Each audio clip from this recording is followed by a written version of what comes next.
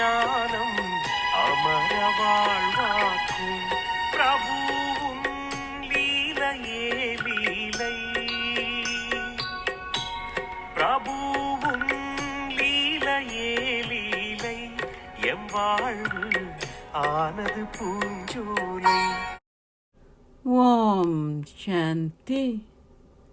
5/5/2025 காலை முரளி. ஓம் சாந்தி. பாப் தாதா, மதுவனம்.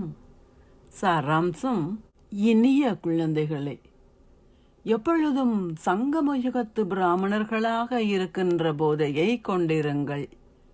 அனைவராலும் அழைக்கப்படுகின்ற பாபா இப்பொழுது எங்கள் நேர் முன்னிலையில் அமர்ந்திருக்கின்றார் என்பது எங்களுக்கு தெரியும்.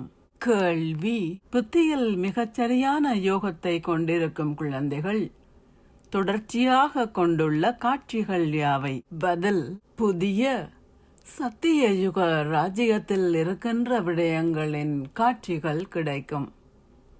நீங்கள் எவ்வாறு பாடசாலையில் கற்று பின்னர் எவ்வாறு ஆட்சி செய்வீர்கள்? நீங்கள் மேலும் நெருங்கி வரும் பொழுது தொடர்ந்தும் அவ்விடயங்களின் காட்சிகளை பெறுவீர்கள்.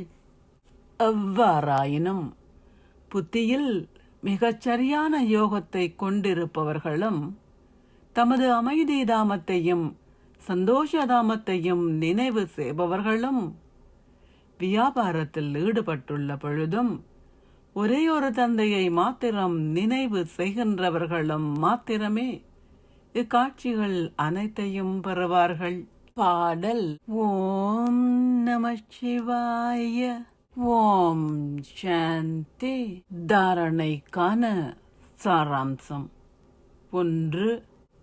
எவரையும் உங்கள் திருஷ்டியினால் மௌனம் அடைய செய்யத்தக்க வகையில் உங்கள் யோக ஸ்திதியை உருவாக்குங்கள். முற்றிலும் மயான அமைதி நிலவட்டும். இதற்கு சரீரம் அற்றவர் ஆகுவதை பயிற்சி செய்யுங்கள். 2. உண்மையான ஞான போதையில் இருப்பதற்கு நீங்கள் சங்கம யுகத்தை சேர்ந்தவர்கள். பழைய உலகம் மாற உள்ளது. நீங்கள் வீடு திரும்ப இருக்கின்றீர்கள் என்பவற்றை நினைவு செய்யுங்கள். புலம்பாமல் தொடர்ந்தும் ஸ்ரீமத்தை பின்பற்றுங்கள். ஆசீர்வாதம்: நீங்கள் பல ரூபங்களை கொண்டிருப்பதில் தந்தைக்கு சமமானவராகி இறைவனுடனான சந்திப்பின் போது உங்களின் இதயபூர்வமான உரையாடலில் சரியான பதிலை பெறுவீர்களாக. தந்தைக்கு பல ரூபங்கள் உள்ளன. ஒரு வினாடியில் அவர் அசரீரியானவரிலிருந்து சூட்சும ஆடையை அணிந்து கொள்கின்றார்.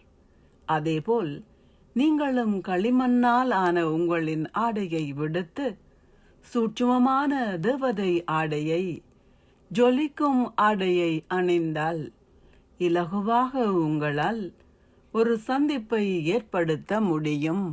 அத்துடன் உங்களின் இதயபூர்வமான உரையாடலின் பதிலையும் தெளிவாக புரிந்து கொள்ள முடியும். இத்தகைய ஆடை மாயையின் நீரால் மற்றும் நெருப்பால் பாதிக்கப்படாதது. அத்துடன் பழைய உலகின் மனோபாவத்தாலும் அதிர்வலைகளாலும் பாதிக்கப்படாதது. மாயையால் இதில் தலையிட முடியாது. ஸ்லோகம்: திட சங்கற்பம் அசாத்தியத்தையும் சாத்தியம் ஆக்குகின்றது. அவ்யக்த சமிக்ஞை: ஆன்மீக ராஜரீகம் மற்றும் தூய்மையின் ஆளுமையை கடைபிடியுங்கள். ஒரு பிரம்மா குமார் அல்லது பிரம்மா குமாரி என்பவர் சதா தூய்மையின் ஆளுமையையும் ராஜரீகத்தையும் பேணுபவர் ஆவார். இந்த தூய்மை என்ற ஆளுமை உலகிலுள்ள ஆத்மாக்களை தன்னை நோக்கி கவருகின்றது. அத்துடன் இந்த தூய்மை என்ற ஆளுமை உங்களை தர்மராஜின் இடத்தில் உரிமை ஊதியத்தை கட்டுவதில் இருந்து விடுவிக்கும். இந்த ராஜரீகத்தின் அடிப்படையில் உங்களால் எதிர்கால அரச குடும்பத்திற்குள் வர முடியும். எப்படி பௌதீக ஆளுமை உங்களை சரீர உணர்விற்குள் எடுத்துச் செல்கின்றதோ அவ்வாறே தூய்மையின் ஆளுமையும் உங்களை ஆத்ம உணர்வு உடையவர்கள் ஆக்கி தந்தைக்கு உங்களை நெருக்கமாக எடுத்துச் செல்கின்றது. ஓம் சாந்தி. நன்றிகள் பாபா.